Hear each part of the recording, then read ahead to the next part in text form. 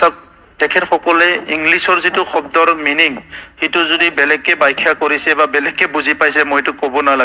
নোৱাৰো আমি কৈছিলো জব মানে অকল গভৰ্ণমেণ্ট চাকৰি নহয় প্ৰাইভেট চাকৰিটো জব বুলি কোৱা হয় কিবা এটা কাম কৰিলে সেইটো জব কৰা বুলিয়ে কোৱা হয় বুজিছেনে তো গতিকে আমি কামৰ কথা কৈছো আৰু আজিৰ তাৰিখত আমি সৰকাৰত যিখিনি আমাৰ তাত ভেকেন্ট পোষ্ট আছে তাত প্ৰায় 7 to 8,000 চাকৰি দিছো ডাঙৰ কথাটো হৈছে যে 17 বছৰ বিপিএফৰ সময়ত সৰু এটা চাকৰি ললেও 1 লাখ টকা 2 লাখ টকা খুজ দিব লাগিছিল আমাৰ সময়ত 18 পইচাও খুজ দিব লগা হোৱা নাই এইটো দুৰ্গাদাস বৰাই জানে না নাজানে মই নাজানো কিন্তু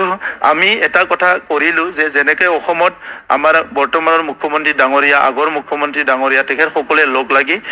যিটো মানে চাকৰিৰ ক্ষেত্ৰত যিটো কৰাপচন হয় ব্ৰাইব হয় এটো জিৰো টলাৰেন্স কৰি দিলে আমাৰ ইয়াতো আমি ইভেন আমাৰ অঞ্চলত অফিচাৰ এৰেষ্ট হোৱা আপুনি দেখিবলৈ পাইছে কোনবা যদি ঘুষ লবলৈ বিচাৰিছে এই কাৰণে এটো আমি 100% কৰি দিলো তেখেত সকলৰ দিনত তেখেতে যিটো দলত পিছত গাড়ীত উঠিছে এই আগৰ পুৰানা যিটো গাড়ী আছিল তাত কি হৈছিল দুনিয়াৰ মানুহবিলাকক কন্ট্ৰাকচুৱেল চাকৰি দি পেলাই চাকৰিটো ৰেগুলাৰ নহয়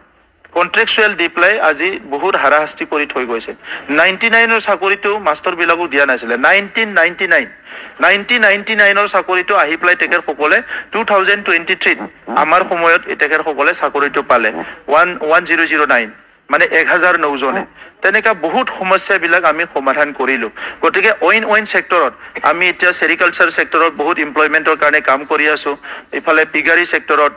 কি কয় এনিমেল হাজবেণ্ডাৰী সেক্টৰত বিভিন্ন এমপ্লয়মেন্টৰ কাৰণে আমি হাজাৰ মানুহক পুৰা ওয়েল ডিজাইন কৰি পেলাই কিছুমান এমপ্লয়মেন্টৰ কাৰণে কাম কৰি আছো এতিয়ালৈকে যে ৰাস্তা নাই হাগ্ৰামাই গোটেই ৰাস্তা বনাই থৈ গৈছে নেকি মই আহি দেখা পালো যে 4800 কোটি লাগে বিটিসিৰ সব ৰাস্তা বনাবৰ কাৰণে যিবিলাক ৰাস্তা হাগ্ৰামা মহিলাৰে বনাইছে এইখিনি হাগ্ৰামা মহিলাৰে নিজে খসি ভাঙাই থৈ গৈছে বুঝছেনে যিখিনি ৰাস্তা হি বনাইছিলে এইখিনি ৰাস্তা নিজে ভাঙাই থৈ গৈছে এতিয়া আমিহে ৰাস্তা বনালো আৰু সেই 4 বছৰত 1 বছৰটো কোভিডত গল 3 বছৰত প্ৰায় 1500 কিলোমিটাৰ ৰাস্তা হল 3 বছৰত প্ৰায় 3 লাখ ঘৰ নিৰ্মাণ হ'বলৈ গৈ আছে তেখেত সকলৰ দিনৰ মাত্ৰ 39000 ঘৰ হৈছিল পিএমওৰ জিৰ ঘৰ এতিয়া আমাৰ 3টা বছৰ কাম কৰি প্লাই আমি 4টা বছৰত 1 বছৰ নাই 3টা বছৰ কাম কৰি প্ৰায় 3 লাখ ঘৰ নিৰ্মাণ হ'বলৈ গৈ আছে তেখেত সকলৰ 17 বছৰত 15000 মানুহৰ ভূমিৰ অধিকাৰ মানে সমস্যা সমাধান কৰিছিল আমি কিমান কৰিলো 3 বছৰত 2,40,000 মানুহৰ ভূমিৰ সমস্যা সমাধান কৰিলো গতিকে আজি কোনটো ইনফ্ৰাষ্ট্ৰাকচাৰৰ কথা ইএমএমচিএল থাকিবলৈ কোৱাৰ্টাৰ নাছিল অহা 28 তাৰিখে মুখ্যমন্ত্ৰী ডাঙৰীয়াই আমাৰ ইএমএমচিএল কোৱাৰ্টাৰৰ মানে ইনাগুৰেল মানে ওপেনিং কৰিব সো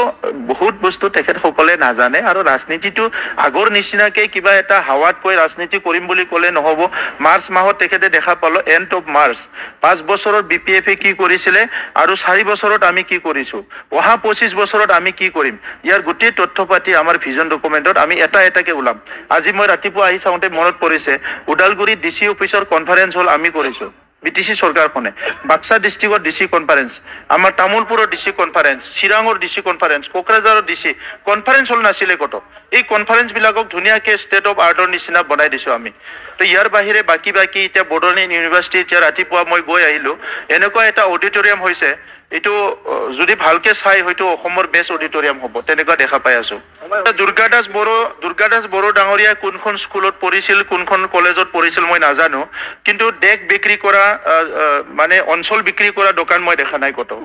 মোক কৈ আছে জাতি বিক্ৰী কৰা বুলি জাতি বিক্ৰী কৰা দোকান মই কত দেখা নাই তেনেকুৱা কোনবা স্কুলত যদি পঢ়ি আহিছে কলেজত যত শিকাইছে তেখেত সকলক জাতি বিক্ৰী কৰা দোকানো থাকে বাজাৰো থাকে অঞ্চল বিক্ৰী কৰা বাজাৰো থাকে তেনেহলে মোকো কৈ দিয়ক তেখেত সকলে